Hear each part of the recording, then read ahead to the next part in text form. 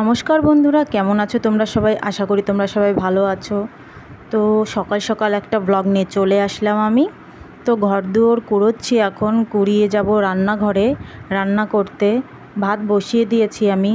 ভাতটা বসিয়ে তরকারিটা কি করব ভাবতে থাকতে থাকতে মা গাছের থেকে 4টে বেগুন তুলে এনেছে। তো দেখা যাক বেগুন দুটো দিয়ে কি করা যায়। তো বেগুন দিয়ে অ্যাকচুয়ালি ডিমের তরকারি বেশি ভালো লাগে, তো ভাবছি ডিম দিয়েই রান্না করব। তো চলো রান্না করা যাক। এই যে সবজি কাটা হয়ে গেছে, ডিম ভেজে রেখেছি, পেঁয়াজ লঙ্কা কেটে রেখে দিয়েছি। রান্না হয়ে গেছে অর্ধেকটা, এখন সোমবারা দিয়ে নামিয়ে নিব।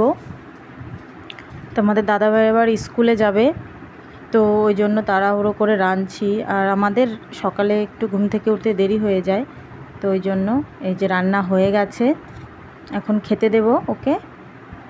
ও খেয়ে দিয়ে স্কুলে চলে যাওয়ার পরে আবার দুপুরের রান্নাটাও করতে হবে, দেখি কি রান্না করা যায়। তো এই যে বেরিয়ে যাচ্ছে। গরম দেখেছো, রোদ্দুর কি পড়েছে, প্রচণ্ড পরিমাণে গরম।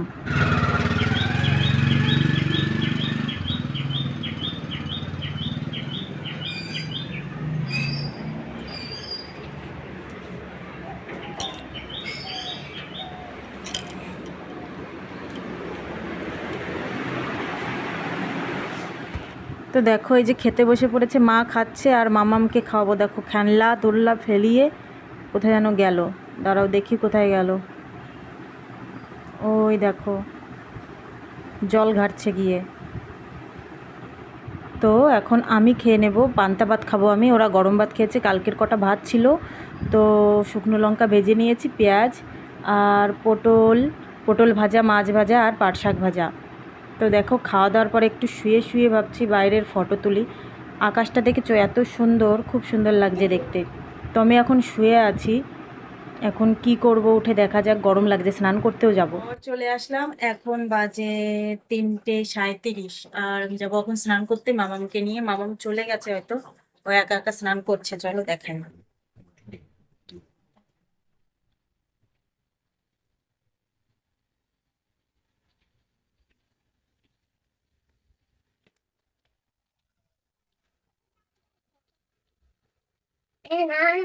এখন বাজে রাত 10:30। আর আমরা এখনো খাইনি। আমি বলছি আমরা এখনো খাইনি, খাবো। তো আমাদের শুতে শুতে অনেকটা রাত হয়ে যায়। তো আমি এতক্ষণ বসে বসে একটা ছবি এঁকেছি, তোমাদেরকেও দেখাতে চাই আমি, দাঁড়াও।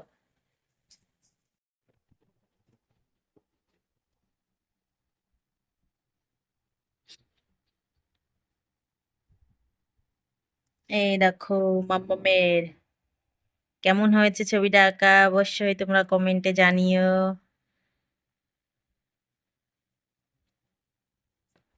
আমি মাঝে মাঝে ছবি আঁকি, দেখো এগুলো সব আমার আঁকা, এগুলো সব আমি এঁকেছি। এই যে আমার আঁকার টেবিল।